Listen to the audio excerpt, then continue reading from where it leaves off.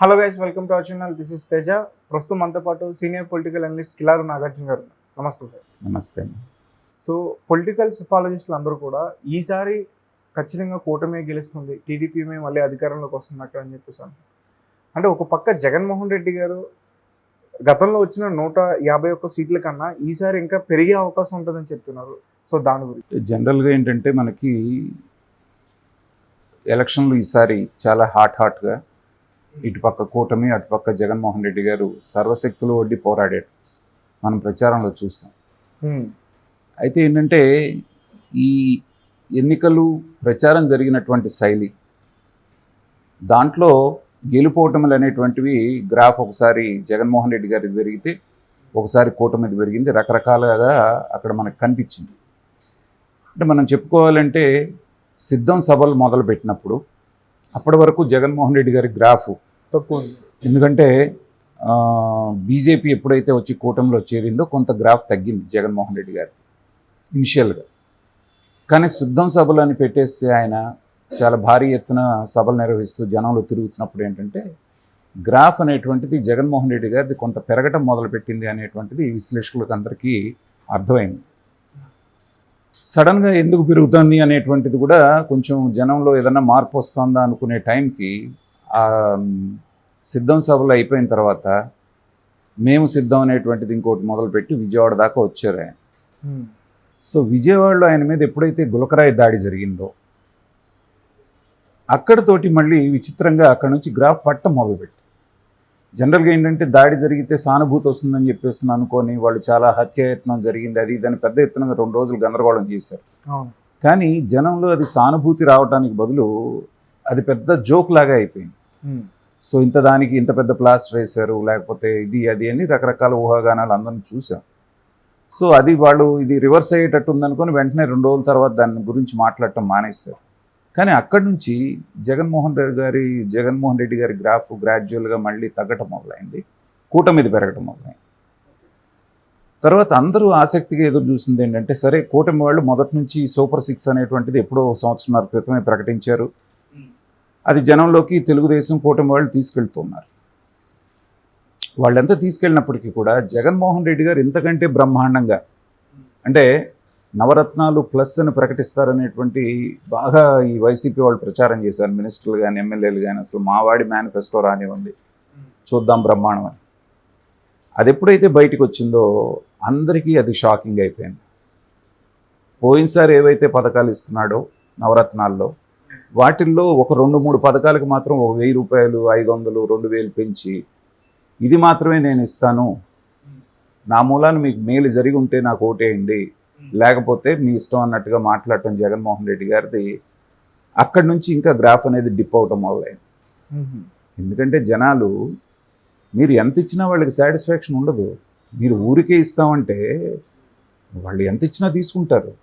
ఒక పక్కనేమో చంద్రబాబు నాయుడు గారు నేను పెన్షన్ 4000 చేస్తాను, మీకు 3 నెలల బకాయి ఏది ఉందో అది కూడా 3000 ప్లస్ 4000 7000 ఒకేసారి ఇస్తానని ఆయన అంటుంటే నేను ఇదే 3000 కంటిన్యూ చేస్తాను, పెంచే 500 కూడా 2028లో 29లో పెంచుతానంటూ అనేది భారతదేశంలో ఇలాంటి పథకం ఎవరు ప్రవేశపెట్టుంటారు. ఏదన్నా చేసేది ఉంటే ఇదిగో నేను ఇప్పుడు పెంచుతున్నాను, అంత కాకపోతే ఇంత పెంచుతానంటారే కానీ 3 ఏళ్ల తర్వాత పెంచేదాన్ని ఇవాళే చెప్పడం అంటే ఏంటంటే అది ఒక రకంగా విచిత్రంగా అనిపించింది జనానికి. అక్కడి నుంచి గ్రాఫ్ అనేది ఇంకా డౌన్ అవడం మొదలైంది. తర్వాత ఎప్పుడైతే ల్యాండ్ టైటిలింగ్ యాక్ట్ అనేటువంటిది వీళ్ళు బయటికి తీశారో అది వాళ్ళకి ఆత్మహత్య సదృశ్యమైంది. ఎందుకంటే జనాల సెంటిమెంట్తో కూడుకున్నటువంటిది, నువ్వు దేని జోలికి వచ్చినా జనం ఊరుకుంటారు, కానీ వాడు కష్టపడి సంపాదించుకున్నటువంటి ఆస్తి జోలికి కానీ వాళ్ళ తాతతండ్రులు ఇచ్చినటువంటి ప్రాపర్టీ జోలికి వస్తే మాత్రం ఎవరు ఊరుకోరు. పైగా దాన్ని వెంటనే ప్రతిపక్షాల వాళ్ళు క్యాష్ చేసుకున్నారు. ఈ ల్యాండ్ టైటిలింగ్ యాక్ట్ వచ్చింది అంటే మీ ఒరిజినల్ డాక్యుమెంట్లు మీకు ఇవ్వరు, మీ ఆస్తి మీద మీకు హక్కు ఉంటుందో లేదో, ఒరిజినల్ డాక్యుమెంట్ లేకపోతే మీది అనేటువంటి ప్రూఫ్ ఏంటి? అదిగో దానికి ఉదాహరణగా జగన్మోహన్ రెడ్డి ఆల్రెడీ మనకి పాస్ పుస్తకాల మీద ఆయన ఫోటో వేసుకున్నాడు, సర్వే రాళ్ల మీద వాళ్ళ పేర్లు వేసుకుంటున్నారు అని ఎప్పుడైతే జనాలు ఈ ప్రతిపక్షాల వాళ్ళు బాగా జనంలోకి తీసుకెళ్లారో అది ఆ సెంటిమెంట్ అనేటువంటిది బాగా జనంలో వచ్చింది. రైతువారి వాళ్ళు ఎట్లా ఉంటారు అంటే నమ్మినంత వరకు నమ్ముతారు, అంటే ఒక ప్రతినిధి కూడా డైరెక్ట్ గా భారతీ గారినే అడగడం అడిగారు. జరిగింది. వాళ్ళ పార్టీకి సంబంధించినటువంటి వ్యక్తే ఏమ్మా ఏంటమ్మా ఇది మీ ఆయన ఫోటో ఏంటి మా పుస్తకాల మీద కొంచెం చెప్పమ్మా నువ్వన్నా చెప్తే మారుతాడంటే ప్రజల్లో ఉన్నటువంటి సెంటిమెంట్ ఏంటనేటువంటిది అతని ద్వారా బయటపడింది. సో వాళ్ళ పార్టీ వాళ్ళే బాహాటంగా వచ్చి ఆ మాట మాట్లాడుతున్నారంటే మిగతా వాళ్ళ పరిస్థితి ఎలా ఉంటుంది? ఇది కామన్ సెన్స్కి సంబంధించినటువంటి పరిస్థితి. ఇది ఎందుకంటే నేను సిరీస్ ఆఫ్ ఇన్సిడెంట్స్ ఎందుకు చెప్పుకొస్తున్నానంటే ఎక్కడి నుంచి గ్రాఫ్ ఎలా పడింది దీనికి మనకి రాకెట్ సైన్స్ అవసరం లేదు, సెఫాలజిస్ట్లే చెప్పాల్సిన పని లేదు. జనాల మైండ్ సెట్ ఎట్లా మారుతూ వచ్చింది అంటే ఈ 3 అంశాలు జనం మీద విపరీతమైనటువంటి ప్రభావం చూపించింది. తర్వాత రాష్ట్రంలో కేవలం పంపకాలు చేయటం బటన్ నొక్కటం తప్పితే అభివృద్ధి లేదు, రోడ్లు లేవు, ఇండస్ట్రీస్ రావటం లేదు, నిరుద్యోగులకు ఉద్యోగాలు లేవు, తర్వాత స్మాల్ స్కేల్ ఇండస్ట్రీస్ అన్నీ చచ్చిపోయినాయి, తర్వాత భవన నిర్మాణ కార్మికులకి ఉపాధి లేదు. ఇలాంటివన్నీ ఉంటే రాష్ట్రం అనేటువంటిది దివాళా తీయబోతుంది అని గమనించినటువంటి బయట ఉన్నటువంటి తెలుగు వాళ్ళందరూ, అమెరికాలో, ఆస్ట్రేలియాలో, ఇంగ్లాండ్లో ఉన్నటువంటి వాళ్ళు, హైదరాబాద్లో ఉన్నటువంటి వాళ్ళు, బెంగళూరులో ఉన్నటువంటి వాళ్ళు, తమిళనాడులో ఉన్నటువంటి వాళ్ళు పెద్ద ఎత్తున ఒక ఎస్టిమేషన్ ప్రకారం దగ్గర దగ్గర 30 లక్షల మంది ఎప్పుడూ లేని విధంగా వచ్చి వాళ్ళు ఓట్లేశారు. అది మన కళ్ళ ముందు కనపడుతూ ఉంది. అవును, అదే ఎన్నడూ లేని విధంగా ఈసారి రాష్ట్రం అంతా సుభిక్షంగా ఉండి బాగుంది అంటే ఇప్పుడు నేను చెప్పిన ఈ 25-30 లక్షల మంది వీళ్ళెవరు పథకాలు తీసుకునే వాళ్ళు దీంట్లో 2 or 3%. వీళ్ళందరూ మంచి మంచి పొజిషన్లో ఎక్కడెక్కడ ఉద్యోగాలు చేసుకుంటూ లక్షల కోట్లు వారు సంపాదించుకున్నారు. కోరుకునేది ఏంటంటే అభివృద్ధి. వాళ్ళకి కావాల్సింది ఆ రాష్ట్రం అభివృద్ధి కావాలి. వాళ్ళు అన్ని పనులు వదిలిపెట్టి కొంతమంది ఎన్ఆర్ఐస్ అయితే 15 రోజుల ముందు వచ్చారు, కొంతమంది 4 రోజుల ముందు వచ్చారు. అభ్యర్థుల దగ్గర డబ్బులు లేకపోతే వీళ్ళు డబ్బులు వేసుకొని చేయడం జరిగింది. మరి ఈ 30 లక్షల మంది వచ్చిన వాళ్ళందరూ కూడా వైఎస్ఆర్సీపీ వాళ్ళు మా అభివృద్ధి మా పథకాలు చూసి వేయటానికి వచ్చారు అంటే అంతకంటే ఇంకా ఫూలిష్నెస్ ఇంకేమైనా ఉంటుందా? అంటే జగన్మోహన్ రెడ్డి గారు పక్క నుంచి కూడా చెప్తున్నారు కదా సార్, నేను ఉన్నదే చెప్తాను, లేనిది నేను చెప్పను, మోసం చేయడం నాకు రాదు, నా దగ్గర ఇంతే ఉంది, నేను ఇదే ఇవ్వగలను అంటే అది కూడా జనాలకి ఎక్కువ ఉండొచ్చు కదా. అదే నేను చెప్పేది, జనాలు కూడా అదే అన్నారు. ఇక చాలు, నువ్వు ఒక ఛాన్స్ అడిగావు, ఒక ఛాన్స్ మీకు ఇచ్చాం, మాకు కావాల్సింది ఇది కాదు, దీంతో పాటు అభివృద్ధి కావాలి, మా పిల్లలకు ఉద్యోగాలు కావాలి, మాకు ఉపాధి కావాలి, ఇవన్నీ అడిగారు కాబట్టి నువ్వు చెప్పిన పద్ధతిలో నువ్వు చెప్పావు, మేము చెప్పే పద్ధతిలో మేము చెప్తాం అన్నట్టుగా మొన్న ఎలక్షన్ చేశారు. ఒకటి. ఇంకో ముఖ్యమైన విషయం ఏంటంటే ఎప్పుడూ లేనంత విధంగా ఉద్యోగస్తులు 150,000 పోస్టల్ బ్యాలెట్ రావడం అంటే చాలా గొప్ప విషయం, రికార్డ్ బ్రేక్ అప్పటికి రాష్ట్రం పుట్టినప్పటి నుంచి. అలాంటిది 4,60,000 మంది ఉద్యోగస్తులు వాళ్ళ పోస్టల్ బ్యాలెట్ను ఉపయోగించుకొని కసిగా గుద్దారంటే, పైగా వాళ్ళు ఓపెన్గా చెప్పారు ఎవరికి వేసారో కూడా. కొట్టు సత్యనారాయణ ఆయన మన ఎండోమెంట్ మినిస్టర్ వెళ్తే తరిమారు, నువ్వు అసలు ఎవడు ఇక్కడికి రావడానికి అని చెప్పేస్తాను. తర్వాత ఎమ్మెల్యేని పట్టుకొని కొట్టారు తెనాలిలో. ఎక్కడ బట్టిన ప్రజలు తిరుగుబాటు అనేది మనకి కళ్ళ ముందు కనబడుతాం. సో 5 లక్షల మంది ఉద్యోగస్తులు అంటే వాళ్ళకి భార్యలు ఉంటారు, వాళ్ళకి పిల్లలు ఉంటారు, వీళ్ళంతా కలిపితే కనీసం 10-15 లక్షల మంది ఉన్నారు కదా. 10-15 లక్షల ఓట్లు అంటే దాదాపు ఎంత పర్సెంటేజ్? 15 లక్షల ఓట్లు అంటే 5% అవుతుంది. 5%. పైగా ఈ ఉద్యోగస్తులు వైసీపీ ఎమ్మెల్యేలే బయటకు వచ్చి చెప్తున్నారు ఏమని, కళ్ళు కనపడిన వాళ్ళని, ముసలివాళ్ళని మా ఓటు ఫ్యాన్కి వేయమంటే వాళ్ళు సైకిల్కి వేయించారండి. అంబటి రాంబాబే చెప్పాడు 1000 ఓట్లు ఇట్లా ఉద్యోగస్తులు వేయించారని. రాంబాబు కాన్స్టిట్యున్సీలోనే 1000 ఓట్లు వేయిస్తే రాష్ట్ర వ్యాప్తంగా ఎంతమందితో వేయించుంటారు? 2019లో కూడా వీళ్ళు ఇదే చేశారు, సైకిల్కి వేద్దామన్న వాళ్ళని ఫ్యాన్కి వేయించారు. ఇవాళ వాళ్ళకి నొప్పి తగిలింది కాబట్టి రివర్స్ అయింది.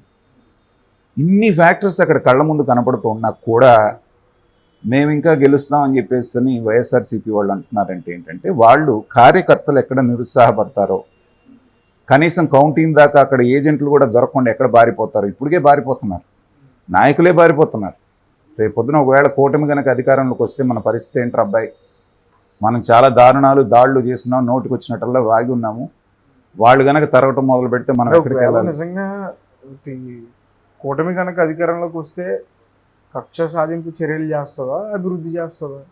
2 చేస్తారు అనుకుంటున్నాను నేను. ఎందుకంటే 5 ఏళ్ల నిర్బంధాన్ని ఎదుర్కొని ఇవాళ చంద్రబాబు నాయుడు గారు వద్దని చెప్పినా కూడా జనాలు ఆగేటట్టు లేరు. ఎందుకంటే లోకేష్ ఒక పక్కన రెడ్ డైరీ అని మొదలు పెట్టాడు, సో ఖచ్చితంగా ఏమైనా కక్ష తీర్చుకోవాల్సిందే అని కార్యకర్తలు అంటున్నారు, కానీ మనం అట్లాంటి వాటిని ప్రోత్సహించకూడదు. గతం గతః వాళ్ళు చేశారని మీరు చేసి మళ్ళీ రేపు పొద్దున వాళ్ళు వస్తే వాళ్ళు మీ మీద ఇది చేస్తే ఇది ఫ్యాక్షన్ రాజకీయాల్లాగా ఉంటుంది, కానీ రాజకీయం లాగా ఉండదు. అక్కడ జరిగింది, ఇంకొకసారి ఆ పొరపాటు జరగకుండా ఇంకొకసారి ఆ పార్టీ అధికారంలోకి రాకుండా చూసుకోవాలి, కానీ దాడులు ప్రతిదాడులు జరిగితే మనం ప్రజాస్వామ్యంగా ఉన్నట్టు కాదు. అది ఎవరు చేసినా కూడా మనం ఆహ్వానించుకోవాలి. ఓకే, ఏం జరుగుతుంది అనేటువంటిది రేపు కౌంటింగ్ తర్వాత చూడాలి. జగన్మోహన్ రెడ్డి గారు మొన్న విచిత్రంగా ఐపాక్ దగ్గరికి వెళ్ళి 151 సీట్లు పైన మనం గెలుస్తున్నామని ఈయన వాళ్ళకి చెప్తున్నాడు. ఐపాక్ని పెట్టుకుంది ఎందుకైనా? వాళ్ళు ఇన్ని చెప్పాలండి. వాళ్ళు సర్వే చేసి మీకు ఇన్ని వస్తున్నాయని వాళ్ళు చెప్పాలి. అలాంటిది ఈయన వెళ్ళి మనం 151+ లేకపోతే 22+ పార్లమెంట్ అంటూ ఉంటే, తర్వాత అక్కడ గ్రూప్ ఫోటోలో ఉన్నటువంటి సెల్ఫీలో ఉన్న వాళ్ళని కూడా మనం చూసాం. వైజాగ్లో ఇన్వెస్ట్మెంట్ సమ్మిట్ అంటే వీళ్ళే సూట్లు వేసుకొని వెళ్ళారు. పథకాల గురించి మాట్లాడుతున్న వాళ్ళు, మాకు బ్రహ్మాండంగా పథకాలు అంటున్న వాళ్ళు 60 మంది ఉన్నారు దాంట్లో ఆ ఫోటోలు. అంటే ఇదంతా ఐపాక్ టీమే ఇదంతా చేసిందని ఏదో సామెత ఉంది. అంటే ఒక పొలిటికల్ స్టంట్. సూది కోసం సోదికెళ్తే పాత వ్యవహారాలు బయటపడ్డాయని ఒక ముతక సామెత ఉంది. అలా అయింది వాళ్ళ పరిస్థితి. ఆ సెల్ఫీ తీసుకోవడంతో వాళ్ళల్లో ఉన్న ఒక్కొక్క పర్సన్ని పట్టుకొని వీళ్ళు ఎక్కడ ఉన్నారు, వైజాగ్ సమిట్లో ఎవరున్నారు, లేకపోతే పథకాల గురించి మాట్లాడినప్పుడు ఎక్కడ ఉన్నారని వీళ్ళు డీకోడ్ చేసి మొత్తం క్లియర్గా రిలీజ్ చేస్తే ఇవాళ ప్రజలు నవ్వుకుంటున్నారు. కాబట్టి ఏంటంటే ఇవన్నీ కూడా ఒక రాజకీయ పార్టీ ఆఖరి ఓటు బయటకు వచ్చి కౌంట్ అయ్యే వరకు మేము గెలుస్తాం అనేటువంటి ధైర్యంతో ఉండటం అనేటువంటిది సహజం అది ఎవరికైనా. సో అది మనం ఆహ్వానించాలి కూడా. ఎందుకంటే ముందే కాడి బారేస్తే పాపం కష్టపడ్డవాళ్ళు, కోట్లు ఖర్చు పెట్టుకున్న వాళ్ళు, బెట్లు కాసిన వాళ్ళు ఇవాళ వేల కోట్ల రూపాయలు బెట్టింగ్లు జరుగుతున్నాయి అంటున్నారు. అవును, మరి వాళ్ళందరూ ఏమైపోవాలి? సో అందుకని జగన్మోహన్ రెడ్డి గారు లండన్ వెళ్తూ కాస్త వాళ్ళని బూస్టప్ ఇవ్వడానికి చెప్పిన మాటే, కానీ గ్రౌండ్ రియాలిటీ రేపు 4వ తారీఖు ఖచ్చితంగా కూటమికి అనుకూలంగా వస్తుందనేటువంటిది చాలా సర్వేలు చెప్తున్నాయి. నా అంచనా కూడా అది. Okay sir, thank you so much.